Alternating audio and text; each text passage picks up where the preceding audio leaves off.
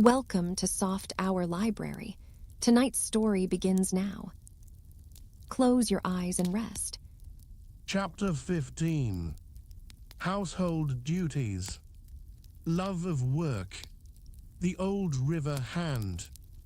What he does and what he tells you he has done. Skepticism of the new generation. Early boating recollections. Rafting. George does the thing in style. The old boatman. His method. So calm. So full of peace. The beginner. Punting. A sad accident. Pleasures of friendship. Sailing. My first experience. Possible reason why we were not drowned. We woke late the next morning. And, at Harris's earnest desire, partook of a plain breakfast, with non-dainties. Then we cleaned up, and put everything straight, a continual labor, which was beginning to afford me a pretty clear insight into a question that had often posed me, namely, how a woman with the work of only one house on her hands manages to pass away her time. And, at about 10, set out on what we had determined should be a good day's journey. We agreed that we would pull this morning, as a change from towing, and Harris thought the best arrangement would be that George and I should scull, and he steer. I did not chime in with this idea at all. I said I thought Harris would have been showing a more proper spirit if he had suggested that he and George should work. And let me rest a bit. It seemed to me that I was doing more than my fair share of the work on this trip, and I was beginning to feel strongly on the subject. It always does seem to me that I am doing more work than I should do. It is not that I object to the work. Mind you, I like work. It fascinates me. I can sit and look at it for hours. I love to keep it by me. The idea of getting rid of it nearly breaks my heart. You cannot give me too much work. To accumulate work has almost become a passion with me. My study is so full of it now, that there is hardly an inch of room for any more. I shall have to throw out a wing soon. And I am careful of my work. 2. Why, some of the work that I have by me now has been in my possession for years and years, and there isn't a finger mark on it. I take a great pride in my work. I take it down now and then and dust it. No man keeps his work in a better state of preservation than I do. But, though I crave for work, I still like to be fair. I do not ask for more than my proper share, but I get it without asking for it, at least. So it appears to me, and this worries me. George says he does not think I need trouble myself on the subject. He thinks it is only my over-scrupulous nature that makes me fear I am having more than my due, and that, as a matter of fact, I don't have half as much as I ought, but I expect he only says this to comfort me. In a boat, I have always noticed that it is the fixed idea of each member of the crew that he is doing everything. Harris's notion was that it was he alone who had been working, and that both George and I had been imposing upon him. George, on the other hand, ridiculed the idea of Harris's having done anything more than eat and sleep, and had a cast-iron opinion that it was he, George himself, who had done all the labor worth speaking of. He said he had never been out with such a couple of lazily skulks as Harris and I. That amused Harris. Fancy old George talking about work, he laughed. What? About half an hour of it would kill him. Have you ever seen George work? he added, turning to me. I agreed with Harris that I never had, most certainly not since we had started on this trip. Well, I don't see how you can know much about it, one way or the other, George retorted on Harris, for I'm blessed if you haven't been asleep half the time. Have you ever seen Harris fully awake? Except at mealtime, asked George. Addressing me. Truth compelled me to support George. Harris had been very little good in the boat, so far as helping was concerned. From the beginning. Well, hang it all. I've done more than old Jay. Anyhow, rejoined Harris. Well, you couldn't very well have done less, added George. I suppose Jay thinks he is the passenger, continued Harris. And that was their gratitude to me for having brought them and their wretched old boat all the way up from Kingston, and for having superintended and managed everything for them, and taken care of them, and slaved for them. It is the way of the world. We settled the present difficulty by arranging that Harris and George should scull up past Reading, and that I should tow the boat on from there. Pulling a heavy boat against a strong stream has few attractions for me now. There was a time, long ago, when I used to clamor for the hard work. Now I like to give the youngsters a chance. I notice that most of the old river hands are similarly retiring whenever there is any stiff pulling to be done. You can always tell the old river hand by the way in which he stretches himself out upon the cushions at the bottom of the boat, and encourages the rowers by telling them anecdotes about the marvelous feats he performed last season. Call what you're doing hard work, he drawls, between his contented whiffs, addressing the two perspiring novices, who have been grinding away steadily upstream for the last hour and a half. Why, Jim Biffles and Jack and I, last season, pulled up from Marlow to Goring in one afternoon, never stopped once. Do you remember that? Jack, who has made himself a bed up in the prow of all the rugs and coats he can collect, and who has been lying there asleep for the last 2 hours, partially wakes up on being thus appealed to, and recollects all about the matter, and also remembers that there was an unusually strong stream against them all the way, likewise a stiff wind.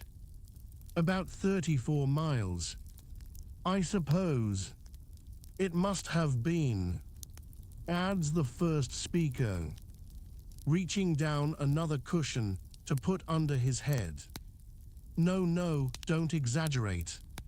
Tom, murmurs Jack, reprovingly, 33 at the outside.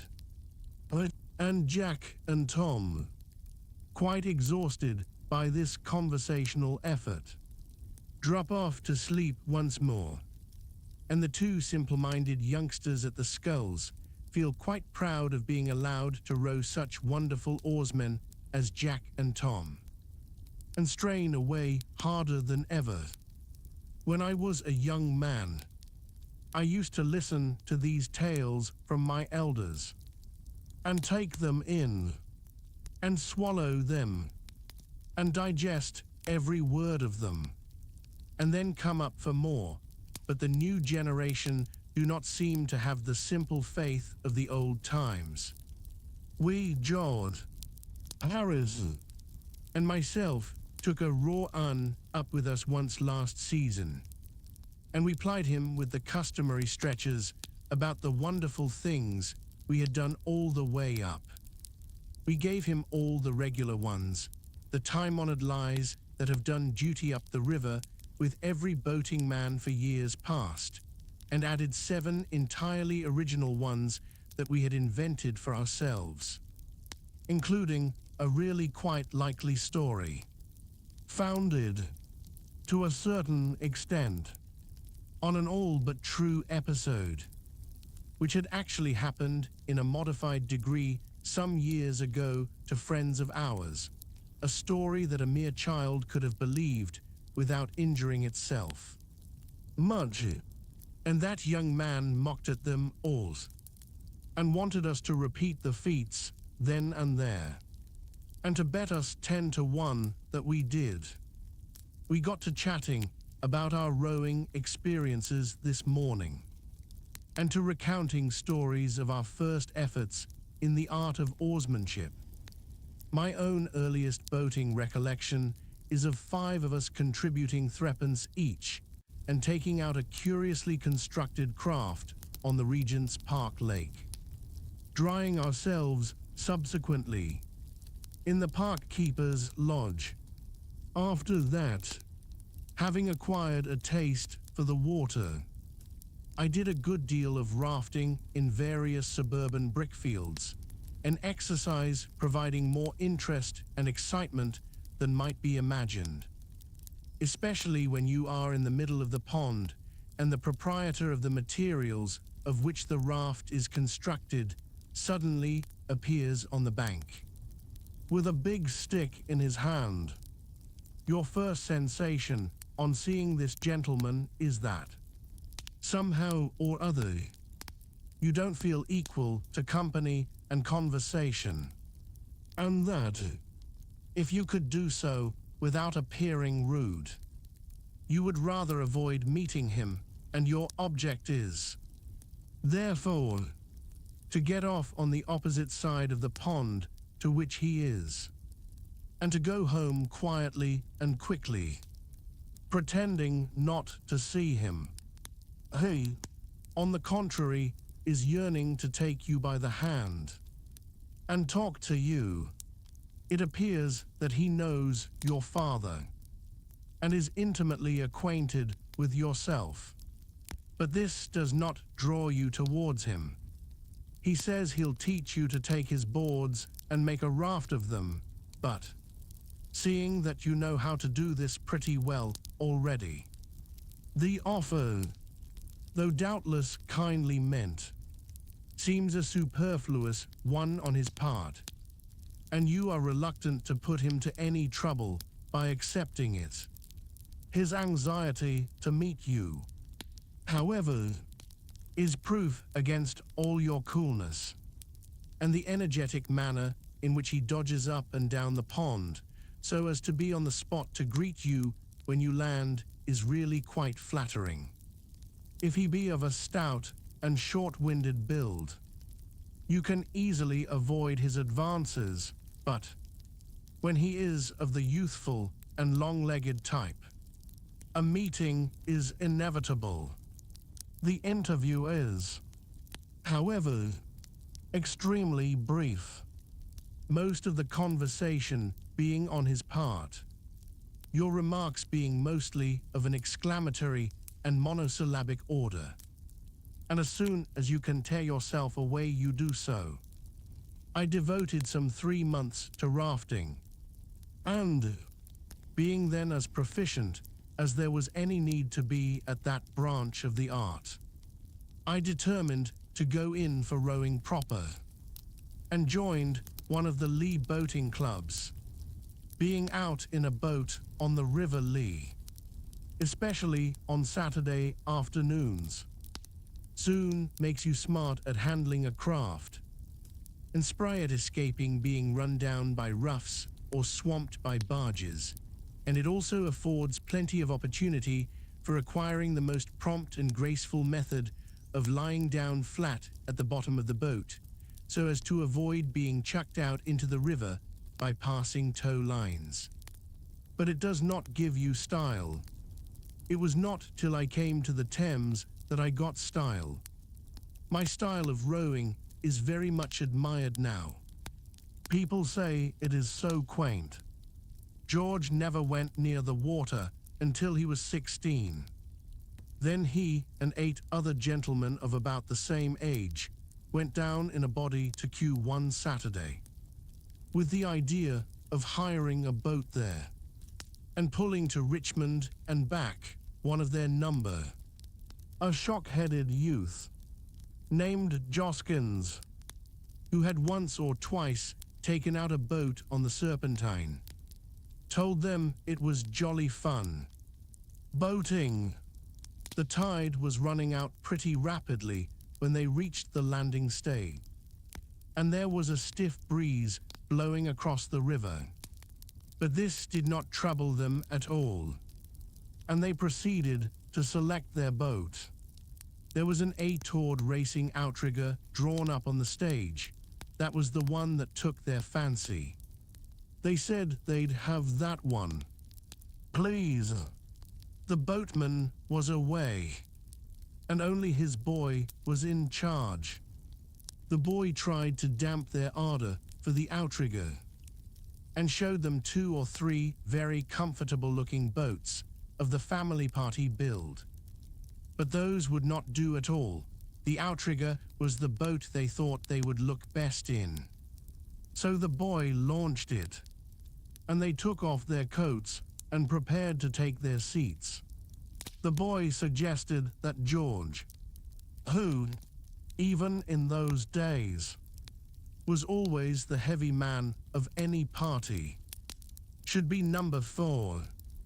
George said he should be happy to be number 4, and promptly stepped into Beau's place and sat down with his back to the stern. They got him into his proper position at last, and then the others followed. A particularly nervous boy was appointed cox, and the steering principle explained to him by Joskins. Joskins himself took stroke. He told the others that it was simple enough. All they had to do was to follow him. They said they were ready, and the boy on the landing stage took a boat hook and shoved him off.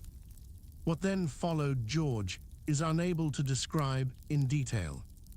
He has a confused recollection of having, immediately on starting, received a violent blow in the small of the back from the butt end of number 5's skull, at the same time that his own seat seemed to disappear from under him by magic, and leave him sitting on the boards. He also noticed, as a curious circumstance, that number 2 was at the same instant lying on his back at the bottom of the boat, with his legs in the air, apparently in a fit. They passed under Kew Bridge, broadside, at the rate of 8 miles an hour, Joskins being the only one who was rowing. George, on recovering his seat, tried to help him, but, on dipping his oar into the water, it immediately, to his intense surprise, disappeared under the boat and nearly took him with it. And then Cox threw both rudder lines overboard and burst into tears. How they got back George never knew, but it took them just 40 minutes. A dense crowd watched the entertainment from Kew Bridge with much interest, and everybody shouted out to them different directions. 3 times they managed to get the boat back through the arch, and 3 times they were carried under it again. And every time Cox looked up and saw the bridge above him, he broke out into renewed sobs. George said he little thought that afternoon that he should ever come to really like boating. Harris is more accustomed to sea rowing than to river work, and says that, as an exercise, he prefers it. I do. I remember taking a small boat out at Eastbourne last summer. I used to do a good deal of sea rowing years ago, and I thought I should be all right, but I found I had forgotten the art entirely. When one skull was deep down underneath the water, the other would be flourishing wildly about in the air. To get a grip of the water with both at the same time, I had to stand up. The parade was crowded with nobility and gentry, and I had to pull past them in this ridiculous fashion. I landed halfway down the beach and secured the services of an old boatman to take me back. I like to watch an old boatman rowing, especially one who has been hired by the hour. There is something so beautifully calm and restful about his method. It is so free from that fretful haste, that vehement striving, that is every day becoming more and more the bane of 19th century life. He is not forever straining himself to pass all the other boats. If another boat overtakes him and passes him, it does not annoy him. As a matter of fact, they all do overtake him and pass him, all those that are going his way. This would trouble and irritate some people. The sublime equanimity of the hired boatman under the ordeal affords us a beautiful lesson against ambition and uppishness. Plain practical rowing of the get the boat along order is not a very difficult art to acquire, but it takes a good deal of practice before a man feels comfortable. When rowing past girls, it is the time that worries a youngster. It's jolly funny, he says. As for the 20th time, within 5 minutes, he disentangles his sculls from yours. I can get on all right when I'm by myself. To see two novices try to keep time with one another is very amusing. Bo finds it impossible to keep pace with Stroke, because Stroke rows in such an extraordinary fashion. Stroke is intensely indignant at this, and explains that what he has been endeavoring to do for the last 10 minutes is to adapt his method to Bow's limited capacity. Bow, in turn, then becomes insulted and requests Stroke not to trouble his head about him, Bow, but to devote his mind to setting a sensible stroke. Oh, shall I take Stroke, he adds, with the evident idea that that would at once put the whole matter right. They splash along for another 100 yards with still moderate success, and then the whole secret of their trouble bursts upon Stroke like a flash of inspiration. I tell you what it is, you've got my sculls, he cries, turning to Bow, pass yours over. Well, do you know, I've been wondering how it was I couldn't get on with these, answers Bow, quite brightening up, and most willingly assisting in the exchange. Now we shall be all right. But they are not even then. Stroke has to stretch his arms nearly out of their sockets to reach his sculls now, while Bow's pair, at each recovery, hit him a violent blow in the chest. So they change back again, and come to the conclusion that the man has given them the wrong set altogether, and over their mutual abuse of this man, they become quite friendly and sympathetic.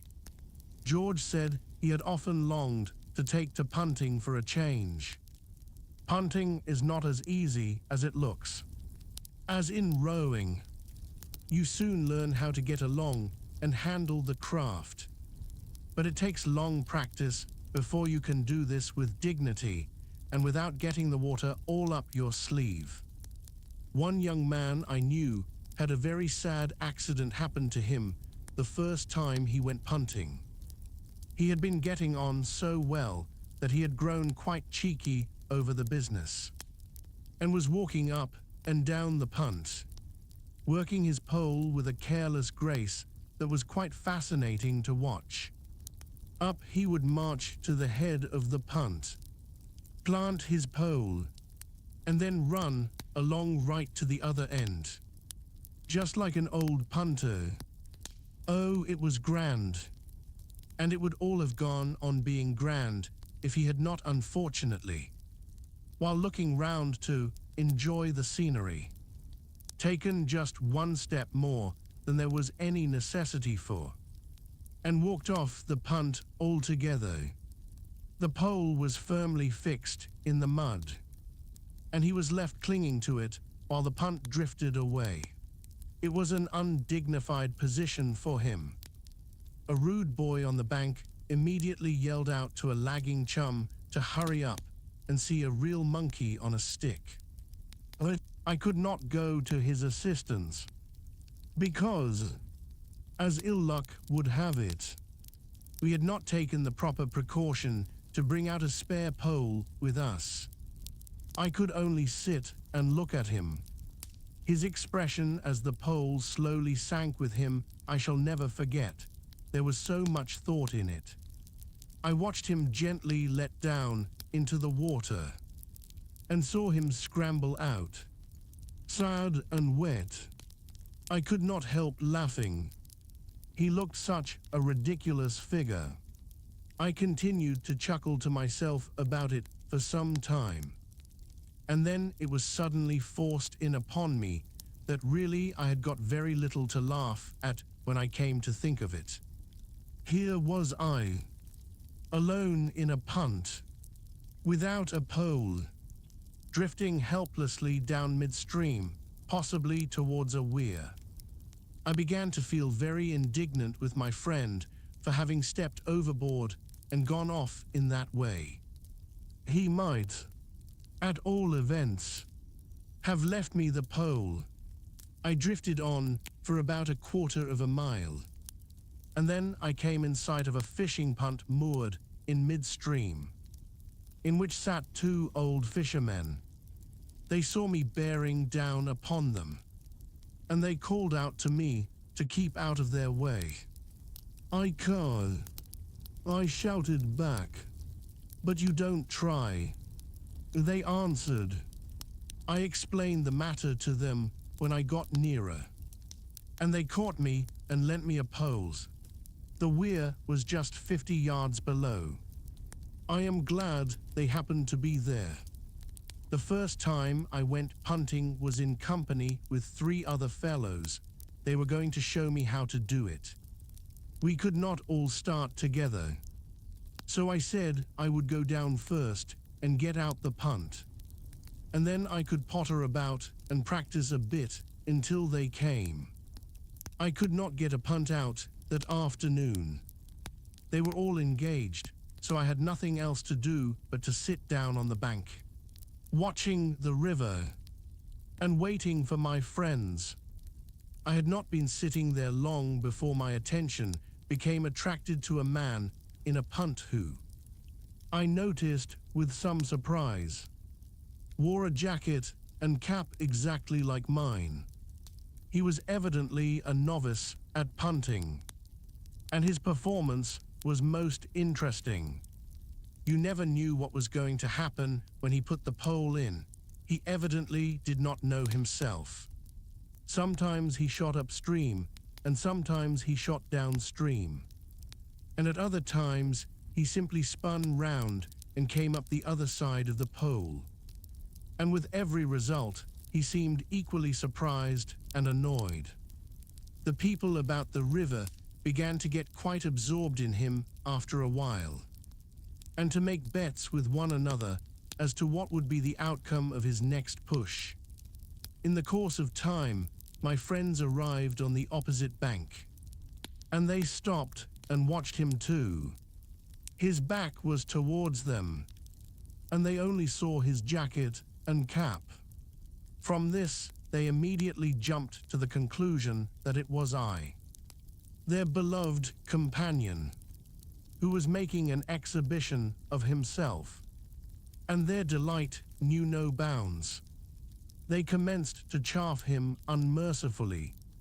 I did not grasp their mistake at first, and I thought, how rude of them to go on like that. with a perfect stranger. 2. But before I could call out and reprove them, the explanation of the matter occurred to me, and I withdrew behind a tree. Oh, how they enjoyed themselves. Ridiculing that young man, for 5 good minutes they stood there, shouting ribaldry at him, deriding him, mocking him, jeering at him. They peppered him with stale jokes. They even made a few new ones and threw at him. They hurled at him all the private family jokes belonging to our set, and which must have been perfectly unintelligible to him. And then, unable to stand their brutal jibes any longer, he turned round on them, and they saw his face. I was glad to notice that they had sufficient decency left in them to look very foolish. They explained to him that they had thought he was someone they knew. They said they hoped he would not deem them capable of so insulting anyone except a personal friend of their own. Of course, their having mistaken him for a friend excused it. I remember Harris telling me once of a bathing experience he had at Boulogne. He was swimming about there near the beach when he felt himself suddenly seized by the neck from behind and forcibly plunged under water. He struggled violently, but whoever had got hold of him seemed to be a perfect Hercules in strength, and all his efforts to escape were unavailing. He had given up kicking and was trying to turn his thoughts upon solemn things. When his captor released him, he regained his feet and looked round for his would-be murderer. The assassin was standing close by him, laughing heartily, but the moment he caught sight of Harris's face, as it emerged from the water, he started back and seemed quite concerned. "I really beg your pardon," he stammered confusedly, "but I took you for a friend of mine." Harris thought it was lucky for him the man had not mistaken him for a relation, or he would probably have been drowned outright. Sailing is a thing that wants knowledge and practice too, though. As a boy, I did not think so. I had an idea it came natural to a body, like rounders and touch. I knew another boy who held this view likewise. And so, one windy day, we thought we would try the sport. We were stopping down at Yarmouth, and we decided we would go for a trip up the Yare. We hired a sailing boat at the yard by the bridge and started off. "It's rather a rough day," said the man to us. As we put off, "Better take in a reef and luff sharp when you get round the bend." We said we would make a point of it, and left him with a cheery good morning, wondering to ourselves how you luffed, and where we were to get a reef from, and what we were to do with it when we had got it. We rowed until we were out of sight of the town, and then, with a wide stretch of water in front of us, and the wind blowing a perfect hurricane across it, we felt that the time had come to commence operations. Hector, I think that was his name, went on pulling while I unrolled the sail. It seemed a complicated job, but I accomplished it at length. And then came the question, which was the top end? By a sort of natural instinct, we, of course, eventually decided that the bottom was the top, and set to work to fix it upside down. But it was a long time before we could get it up, either that way or any other way. The impression on the mind of the sail seemed to be that we were playing at funerals. and that I was the corpse and itself was the winding sheet. When it found that this was not the idea, it hit me over the head with the boom and refused to do anything. Wetted, said Hector, drop it over and get it wet. He said people in ships always wetted the sails before they put them up. So I wetted it, but that only made matters worse than they were before. A dry sail clinging to your legs and wrapping itself round your head is not pleasant. But when the sail is sopping wet, it becomes quite vexing. We did get the thing up at last. The two of us together. We fixed it. Not exactly upside down, more sideways like, and we tied it up to the mast with the painter, which we cut off for the purpose. That the boat did not upset I simply state as a fact. Why it did not upset I am unable to offer any reason. I have often thought about the matter since, but I have never succeeded in arriving at any satisfactory explanation of the phenomenon. Possibly the result may have been brought about by the natural obstinacy of all things in this world. The boat may possibly have come to the conclusion, judging from a cursory view of our behavior, that we had come out for a morning's suicide, and had thereupon determined to disappoint us. That is the only suggestion I can offer. By clinging like grim death to the gunwale, we just managed to keep inside the boat. But it was exhausting work. Hector said that pirates and other seafaring people generally lashed the rudder to something or other, and hauled in the main top jib during severe squalls, and thought we ought to try to do something of the kind, but I was for letting her have her head to the wind, as my advice was by far the easiest to follow. We ended by adopting it, and contrived to embrace the gunwale and give her her head. The boat traveled upstream for about a mile at a pace I have never sailed it since, and don't want to again. Then, at a bend, she heeled over till half her sail was under water. Then she righted herself by a miracle and flew for a long low bank of soft mud. That mud bank saved us. The boat plowed its way into the middle of it and then stuck. Finding that we were once more able to move according to our ideas, instead of being pitched and thrown about like peas in a bladder, we crept forward and cut down the sail. We had had enough sailing. We did not want to overdo the thing and get a surfeit of it. We had had a sail, a good all-round exciting, interesting sail, and now we thought we would have a row. Just for a change like. We took the sculls and tried to push the boat off the mud. And, in doing so, we broke one of the sculls. After that we proceeded with great caution. But they were a wretched old pair, and the second one cracked almost easier than the first, and left us helpless. The mud stretched out for about 100 yards in front of us, and behind us was the water. The only thing to be done was to sit and wait until someone came by.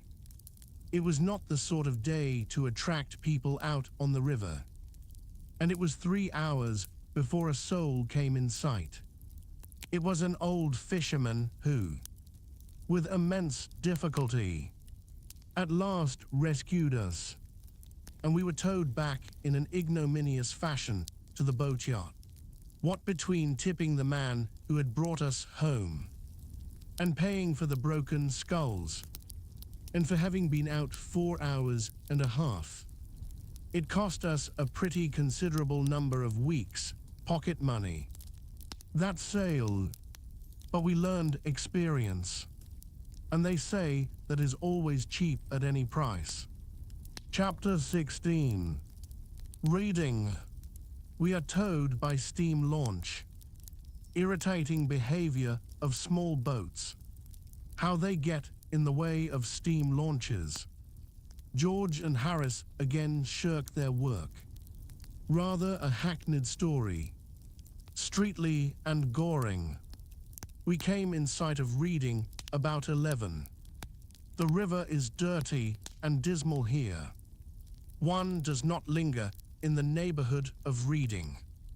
The town itself is a famous old place, dating from the dim days of King Ethelred, when the Danes anchored their warships in the Kennet, and started from Reading to ravage all the land of Wessex, and here Ethelred and his brother Alfred fought and defeated them.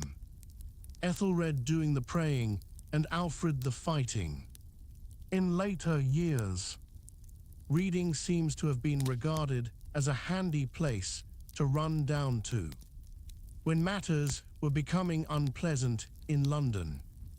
Parliament generally rushed off to Reading whenever there was a plague on at Westminster, and in 1625, the law followed suit, and all the courts were held at Reading.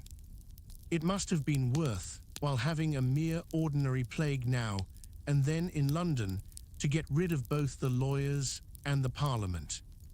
During the parliamentary struggle, Reading was besieged by the Earl of Essex, and a quarter of a century later, the Prince of Orange routed King James's troops there.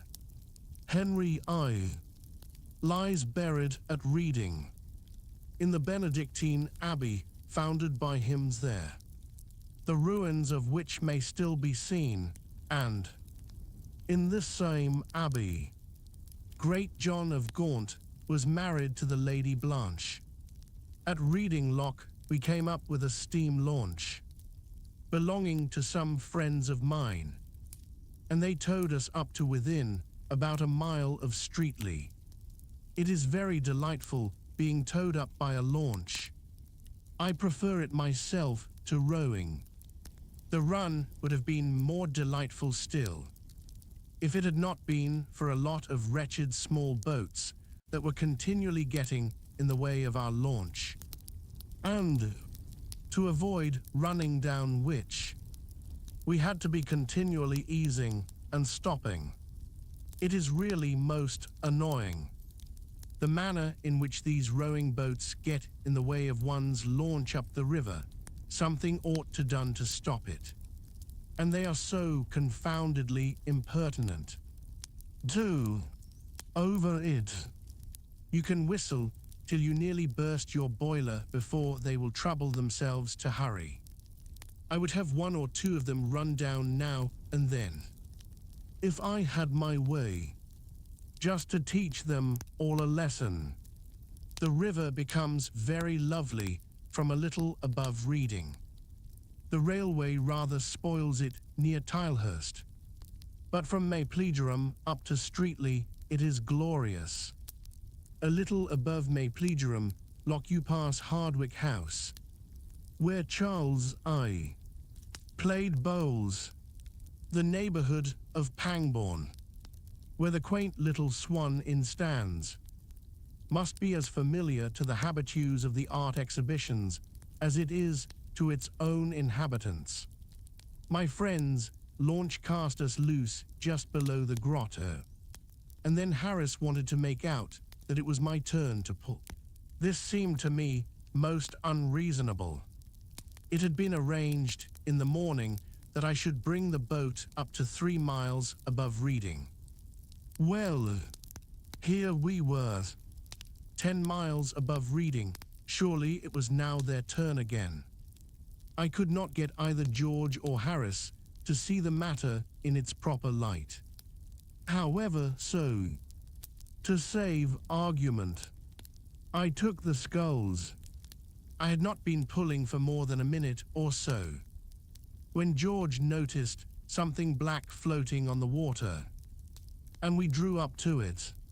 George leant over as we neared it and laid hold of it, and then he drew back with a cry and a blanched face. It was the dead body of a woman. It lay very lightly on the water, and the face was sweet and calm. It was not a beautiful face. It was too prematurely aged looking, too thin and drawn to be that, but it was a gentle, lovable face, in spite of its stamp of pinch and poverty. And upon it was that look of restful peace that comes to the faces of the sick sometimes when at last the pain has left them. Fortunately for us, we having no desire to be kept hanging about coroners, courts, some men on the bank had seen the body too, and now took charge of it from us. We found out the woman's story afterwards. Of course it was the old vulgar tragedy. She had loved and been deceived, or had deceived herself.